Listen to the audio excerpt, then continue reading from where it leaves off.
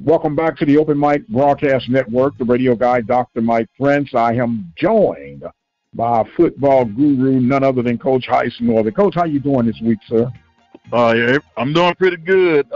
Looking forward, I guess, to some Celebration Bowl and some high school championships in both Texas and Louisiana. Fortunately, one of the high schools I went to, Southern University Laboratory School, is playing for the state championships, and ironically, they are led by Coach Darrell Asbury. So I'm hoping that he can get another state championship.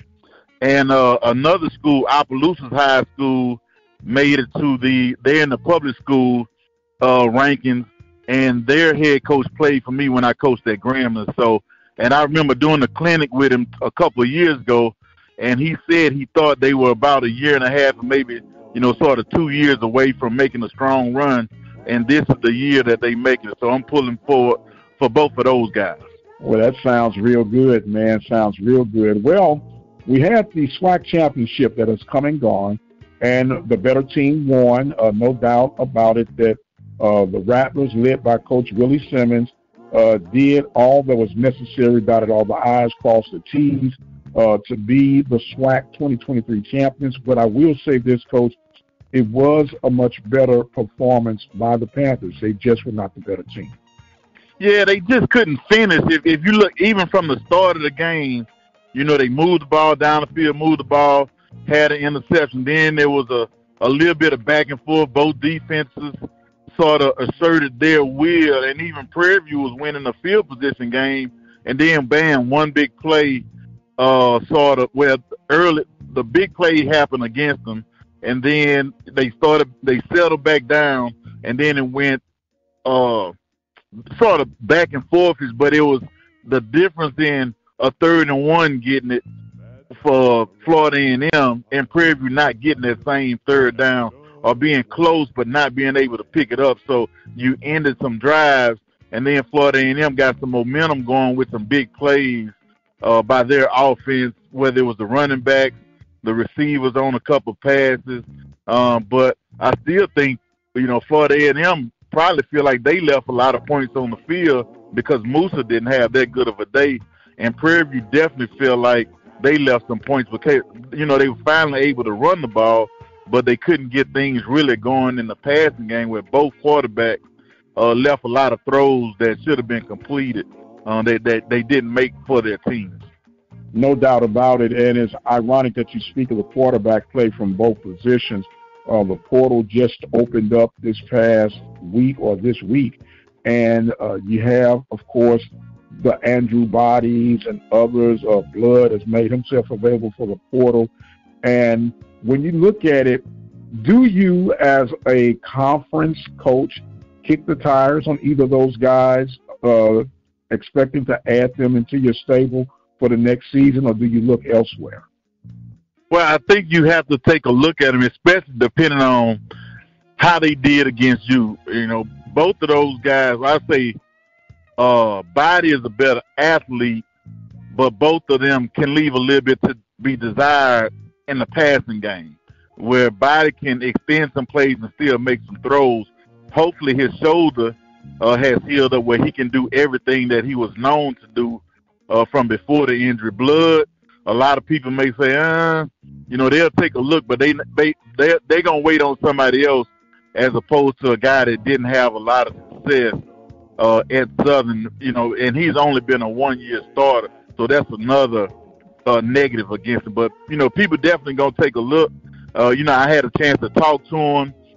He's a graduate already of Southern University, so that may be a little bit more. He may decide to go somewhere where he wants to go to grad school or something, to work on his master's degree, and just decide to play football, as opposed to let me go try to force myself somewhere to make sure I try to play to get to get in front of some scouts or whatever. Right. Well, it's good luck to all those guys. They said, like, at the eve of potentially 1,100 plus are waiting to enter the portal. And those are just ridiculous numbers, Coach. There's definitely not enough scholarships to go around. And I know these young men are confident and betting and gambling on themselves. But sometimes, you know, and here I go, here my old man, get off my lawn statement.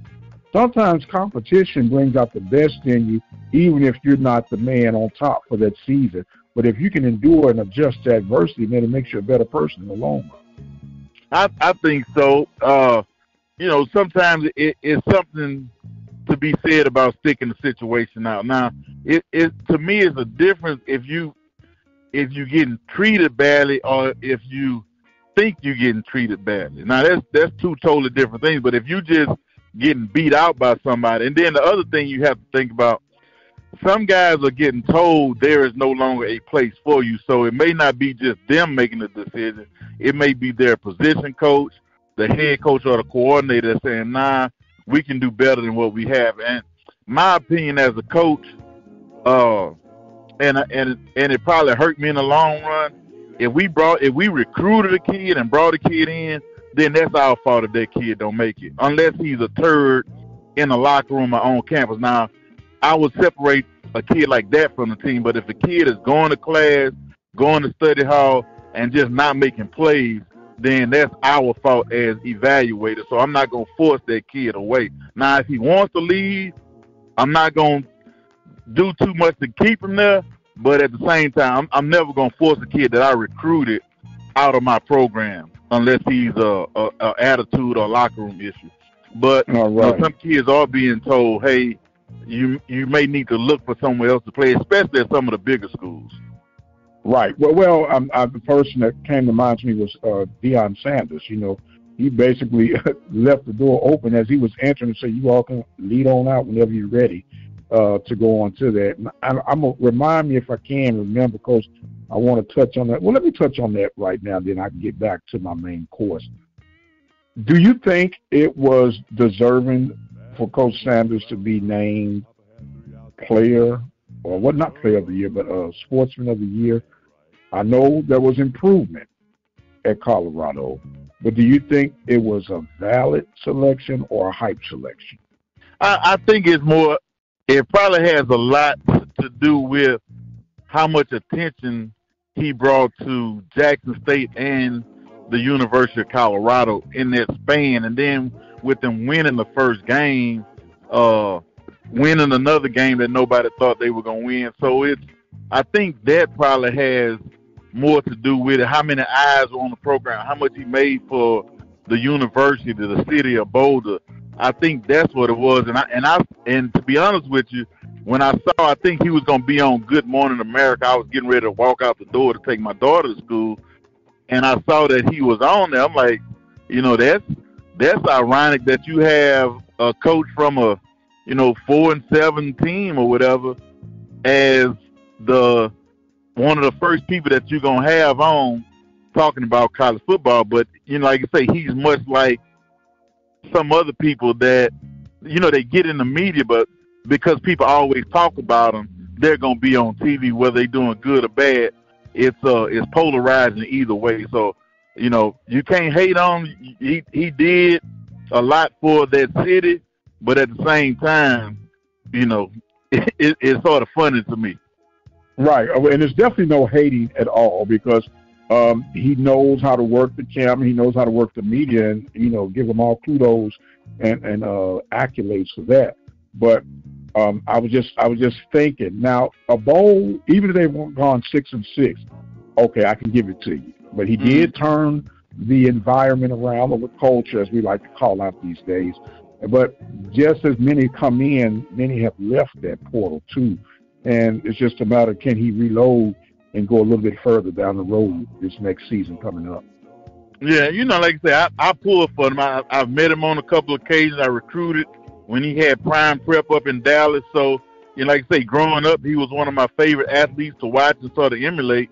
But at the same time, he the record, as they say, speaks for itself. And, they did improve, but, still, at the end of the day, you're going to get judged by winning and losing football games as a football coach. And, right. And that late season skid, I think, after the way they started, surprised some people.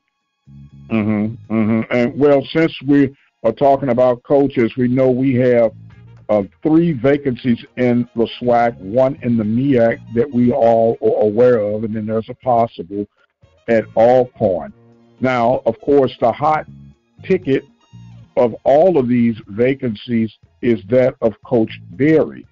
Now, of course, he has Southern ties. He's connected out there in the Carolinas. And, it seemed like people are waiting on him to make a decision. And, records or whispers are saying there was an offer as far back as last week. If you're Coach Berry, what are you waiting on? Well, at the end of the day, that man have bills to be paid, so he might be waiting on the highest bidder.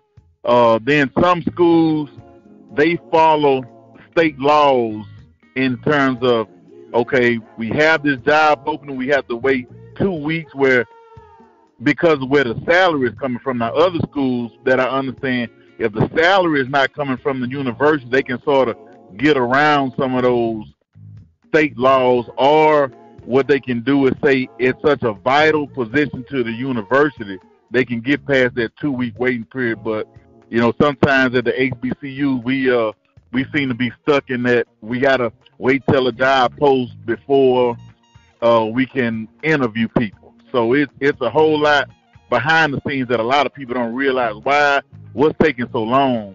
But it's, like I say, it's different rules for different schools, and different states have different hiring laws or hiring practices. So, but I think he's just one of those, let me see there's 4 openings that he's probably in the mix for.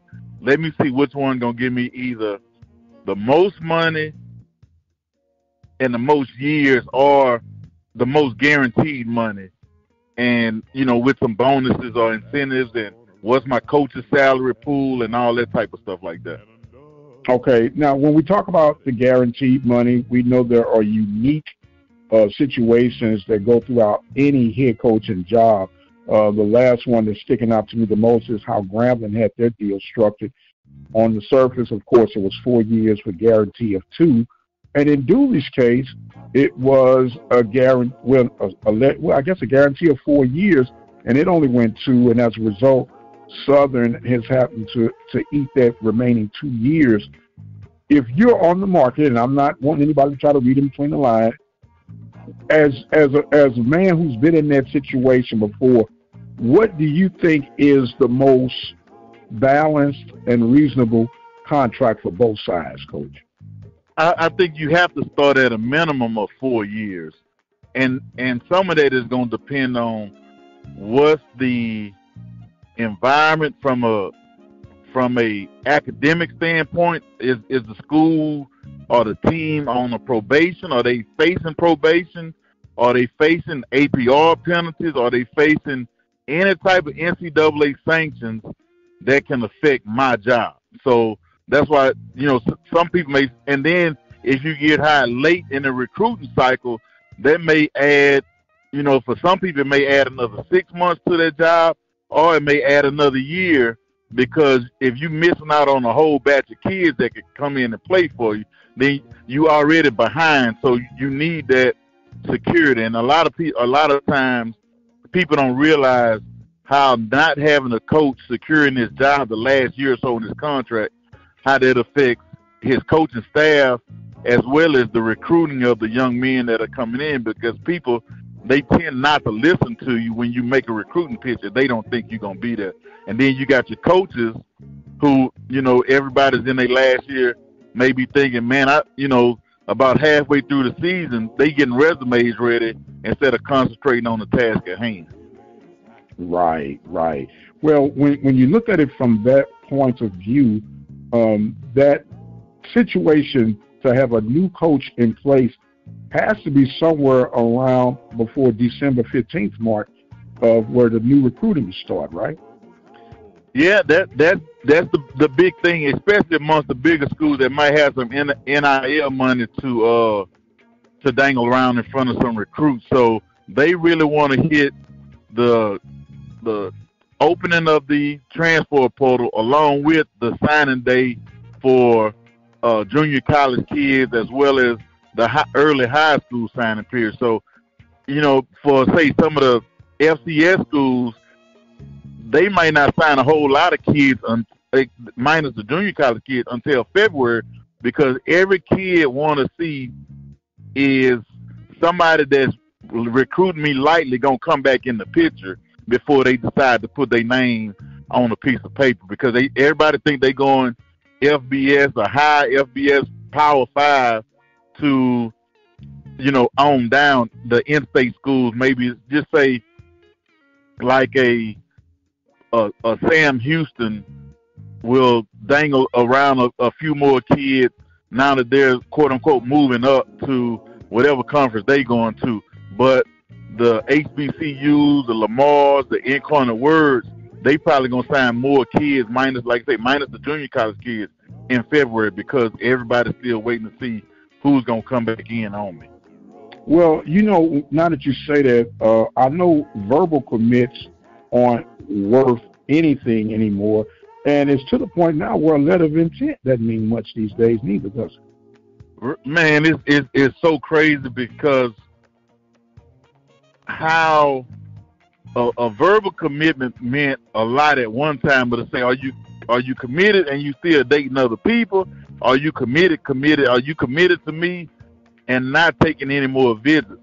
Or some kids may sign just to say, man, I got something, and then somebody else may lose a guy and talk to your high school coach, and then now that kid that you signed and spent money on is trying to find a way to get out of, for whatever reason, to get out of signing with you if that has happened. And then by the same token, some schools are pulling offers from kids that maybe the previous coaching staff. Now, I understand that totally, but I would never offer a kid and then come back and say no, unless the kid got in trouble or, did something that don't align with my beliefs. I'm not going to take an offer from a kid. Even if I sign somebody else, I may have to not offer somebody else down the line, but I'm never going to pull an offer from a kid that has already committed to me. Yeah, it's if you get a kid, say for example, you had a verbal, and we won't even talk about the letter of intent, but they give you a verbal and they screw around and they flip, as they say. Do you take that personal, that if the opportunity presents itself again, that you would reach back out to that individual, or do you just move on and go down the road? I think you never take it personally, because it's like selling used cars. That's what my mom used to say when she was alive about recruiting. She was like, I don't see how you guys do it. I mean, and I recruited relatives. I recruited kids that I grew up with, their parents, or I grew up with a brother, and they had a younger brother that I recruited and been knowing their whole life, and have a kid tell it's a gut punch. Don't take me wrong, or don't get me wrong, but at the same time, I never took it personal, a relative, a close family friend or not. But at the end of the day, you have to take into account, all right, we got this guy as number one on our board, and just say if I'm at Prairie View, I hear U of H is recruiting them, UTSA is recruiting them, but they hadn't offered. I know there's a great possibility if they lose somebody, then they could easily get back in on that kid, whether they've been told no, or we're not going to offer that kid, and then at the last minute they lose somebody and come back in. So you can't take it personally. You still have to keep your eyes and ears open, and at the same time, you have to make the decision what's best for your program. Okay. Now, you said something earlier that I won't ask if you've ever missed on a pick, because I think we've all done that because you judge it from afar. But have you had just some picks that you realize, within a matter of moments, this dude is not going to work out? I don't think I had somebody that once they got on campus that we just said, nah, this guy not going to make it. I think, well, I would say one. We had a defensive lineman that we signed when I was at Prairie View, and when he got on campus, man, we knew that joker was homesick, small town, East Texas kid. And, within, I want to say 3 days, he left to go home and basically work at a call center or something like that. So you miss on a kid when when I think they are not in. I don't think we missed on a kid from just an athletic ability. Now, I have had some kids that when they got on campus, people like, man, who is this guy? How is he going to help us?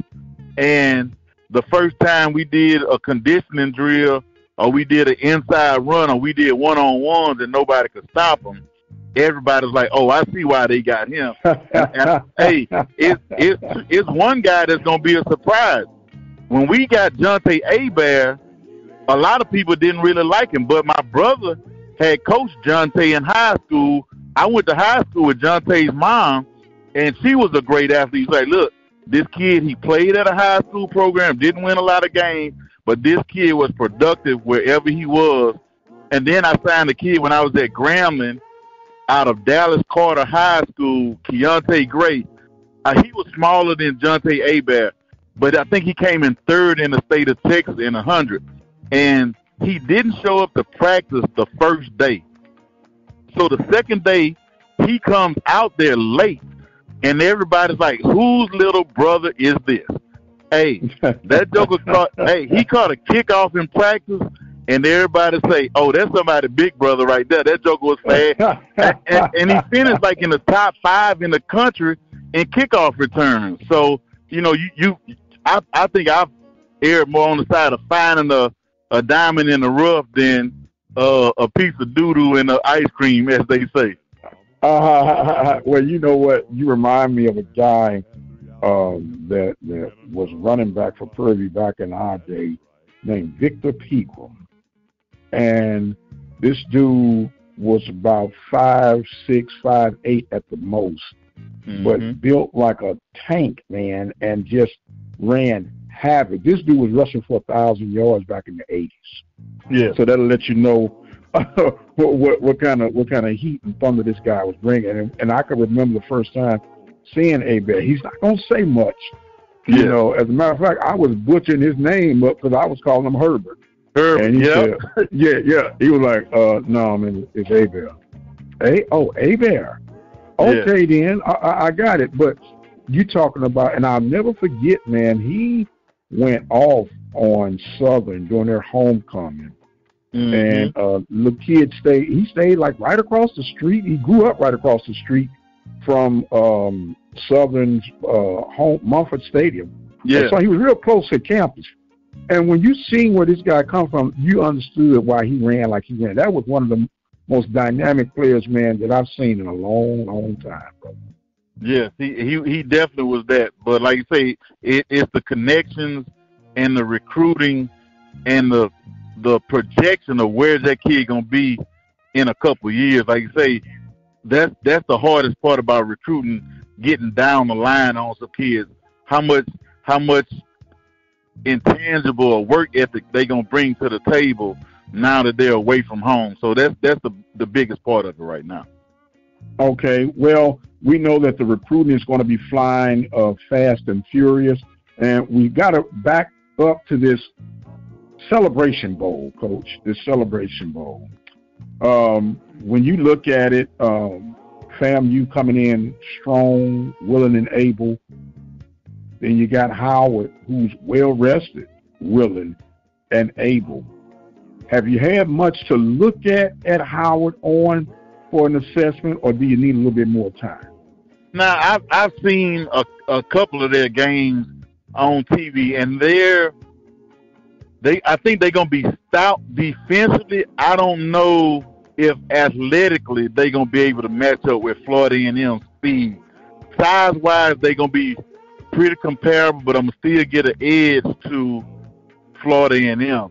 But speed-wise, man, I don't see how they can match, and how they gonna match up. And they play good against some outside of the HBCU world teams, but I just don't see them matching up with FAM's speed, with some of the misdirection, with all the formations and the eye candy that they gonna give them. If Florida A&M come in healthy, to be honest with you, I don't even think it's gonna be a close game. And especially if the quarterback plays good. In my opinion, he needs another breakout game because he hadn't had what they expected of him. And I understand the shoulder's been bothering, but man, if that Joker have a good game, I guarantee they win by 20. Well, all I can say, it'll be about time, because we have been long suffering for a Celebration Bowl win. And I don't care who it comes from, but we need someone to stand tall for the Southwestern Athletic Conference. We're talking right now with Coach Heiss Northern, our football guru here at the Open Mic Broadcast Network. Coach, when you look at this, and I got to ask you about it, man, because I've been talking to everybody who I talk to about college football. We're going to jump up to the big boy circuit for right now, and I want to hear your spiel on it, man. Do you think the college playoff committee got it right? Yes, and it's not even close. I ask you this: if most people look at, I go back to when they announced that Michigan was playing Alabama. Did you see that film? Go back and look and see. When it almost like when they announced that Michigan was playing Alabama instead of Florida State, some of the people in Michigan was like, "Oh, that's who we got." It was like a grown. I guarantee Michigan would rather play Florida State than Alabama 8 days out of the week. You know, ain't no way they wanted to play Alabama. They was probably hoping Alabama got pushed to third instead of having to play them, because they know it's a different ball game. Now, Florida State defense was on par with Alabama's in my opinion, but Florida State offense is without the trigger man, that's a whole different ball game. But I do think they got it right. But I guarantee Michigan would rather play Florida State than having to play Alabama or Georgia, for that matter of fact. Okay, well, we'll agree to disagree on this segment. I know Alabama is a noteworthy opponent, but if you're going on hunch and theory that because the starting quarterback is not there for Florida State, we're playing God almost, in my opinion, because how do you know what anyone can do until you give them an opportunity? And they deserve that right and earn that right to be there. And they can say, yes, Alabama earned that right to be there because they beat number one Georgia. Then do you mean realistically that Georgia falls from 1 all the way down to 6 when they've been number 1 for 11 out of 13 weeks, 2-time national champion, and they're out of the mix altogether? You know, and when you do the rotation, yes, I know SEC is the big dog. They're the kings of football capital. Okay, but this was not the year for the SEC once Georgia lost, because the team that you are promoting, in this case Alabama, they lost to Texas head-to-head. And you got an undefeated Power 5 team. I don't care what the circumstances come up. That's just like if you go up to when you all won the 2009 championship, right? Yeah. KJ Black was your quarterback. If KJ was hurt, they said, well, we're not going to play this game, allow y'all to play this game because KJ can't play.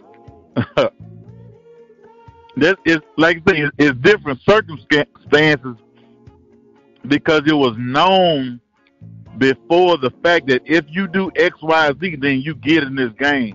It's nothing written in stone that says if you're a Power 5 champ. And I think had they won by a lot, or the quarterback had passed more than 50-something yards in his first start. Now, mind you, that was the third string. The second string guy didn't play because of injury. And they tried to force that kid back into action, knowing he had a concussion, but that's a different ball game.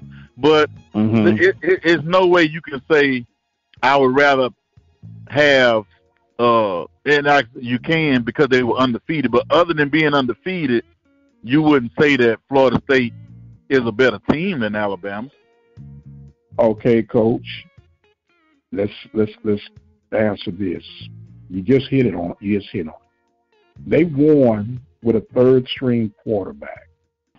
Isn't that the sign of a champion with a next man up mentality? Okay, and they didn't win by much, But let's go back a couple of weeks prior. It took a 4th and 31 Hail Mary for you to beat a struggling Auburn team. That's true. Where's the checks and balance? I'm sure they looking at it, man. That's a rival game, so it don't matter. Auburn could have came in with 0 wins and played against Alabama. So is a rival game more intense than a championship game? Because if we were talking about the ACC championship game, where Florida State knew they had everything on the line, there was no way. Now, if they had lost, they knew they was going to be out. But we're going to win this thing anyway. Now, just me speaking, and this is probably more emotion that I'm about to say now. If I'm Florida State, I don't even show up for that Peach Bowl or whatever bowl they're going to. Man, y'all can have that. Y'all can have it. But I know the competitor in them, they're going to show up and try to run the gamut on whoever they got next and to prove to them that they got it wrong. But, man, y'all look for me come that day. Whenever they schedule to play, y'all go ahead. Y'all keep it. Let Alabama come play this one, too.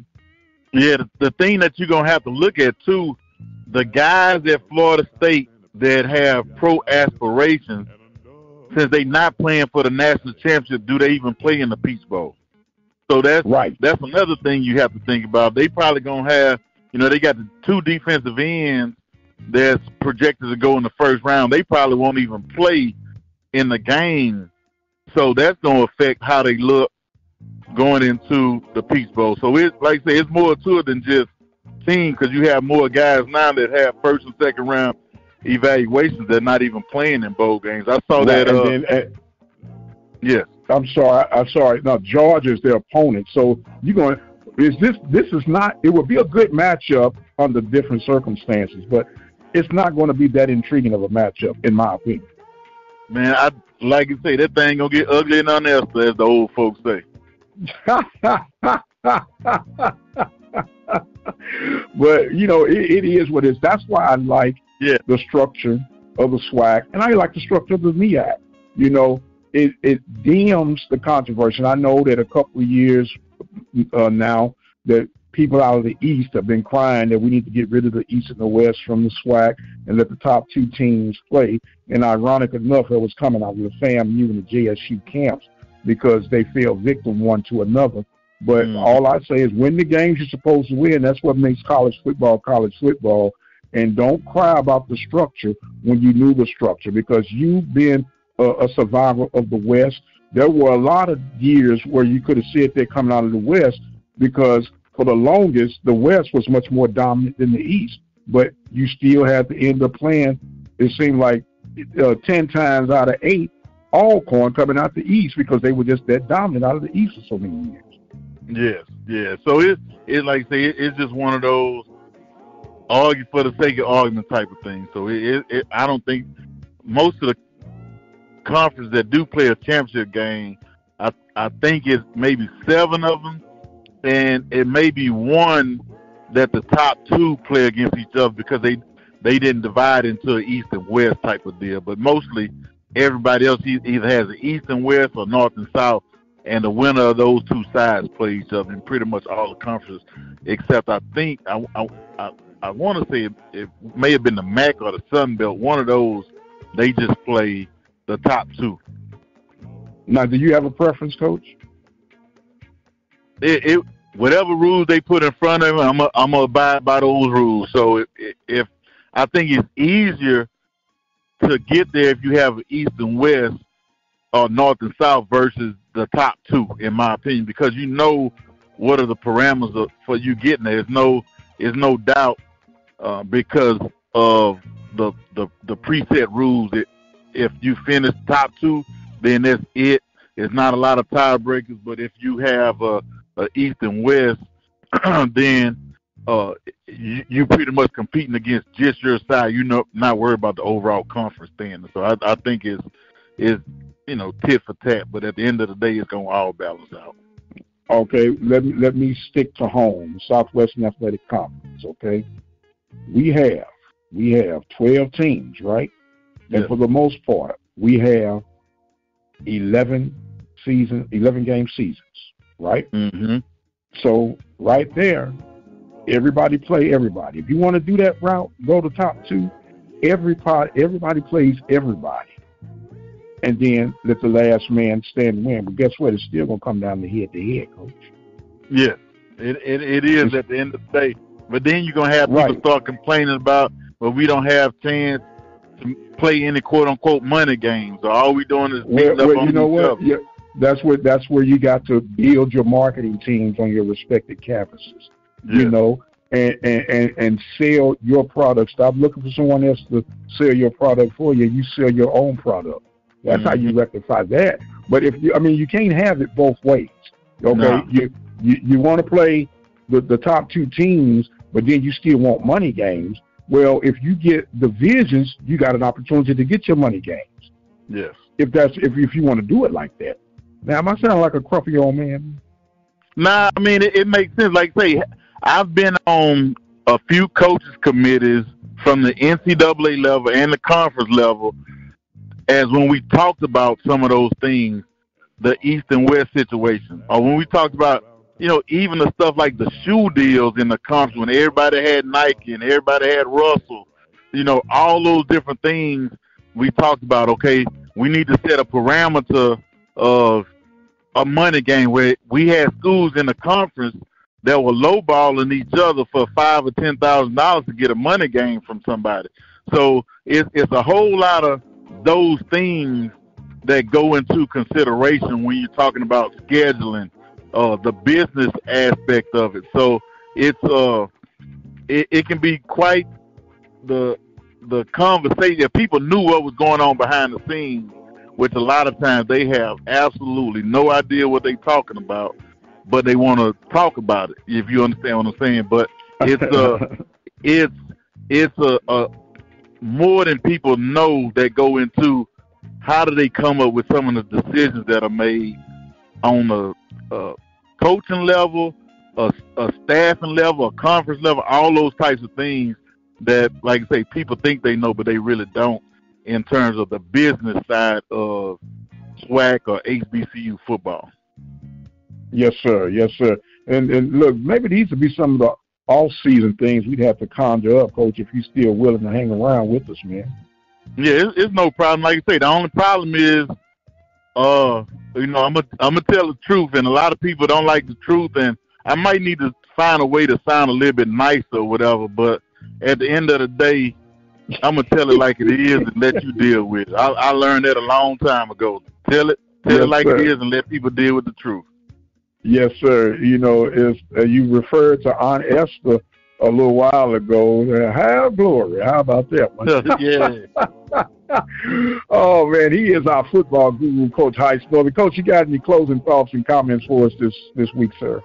Nah, man, I'm just ready, like I say, to enjoy some of these holidays and sitting around trying to watch some of the bowl games. But the only thing I don't like about it is the long break that the kids and the schools have. The good thing about it, it turns into an extra spring practice for some of the schools. So I could just say, I remember, being at Southern when there was the Heritage Bowl before it was the Celebration Bowl.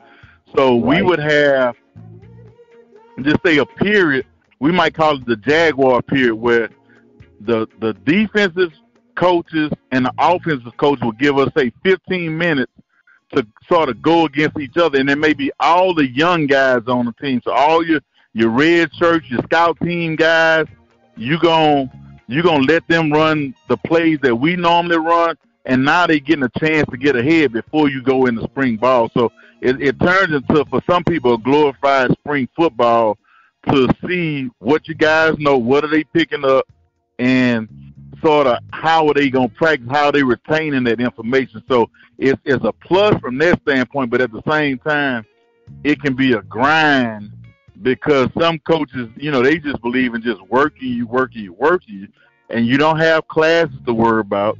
You don't have a whole lot of other stuff to worry about. So you have to sort of hope that you guys don't get in trouble because of the extra free time that they have, and you have to hope that they get in their rest. But, man, it's a great chance to sort of get ahead. That's why some of those coaches, they brag about making it to a bowl game because they get those extra practices in with their guys. So it's big from that standpoint, but at the same time, you got to hope you don't get the injury. You don't get the guy that gets in trouble because of the free time and all that type of stuff. But you're going to see it.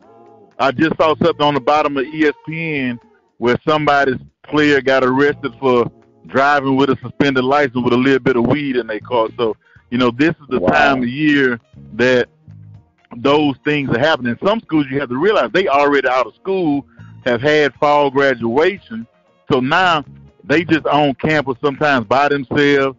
Depending on where you are, certain campuses is going to look like a ghost town, and the city is not going to look the same as it did when school was in. So, like I said, you got to hope the locals don't get involved with the team and hope that your guys can be safe up and down those streets. But it's good for those coaches. And then now you have some of the college coaches now, they getting a chance to go watch some high school football in person, or they getting some chance to go visit some campuses and see some kids in person. So it's a big time for all the college coaches now with the bowl games, but it's just that funny time of year where you're not on campus all the time. You can't put your hands on your guys like you want to.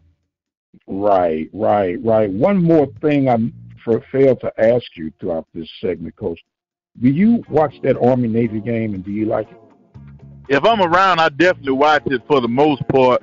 But I watch it just for the sake. I love option football, and both teams run it. But I heard a coach the other day, he said, if discipline and technique matter so much, why Army-Navy hadn't played for the national championship in over 50 years? So that's not why they're doing it. That's not why they're doing it.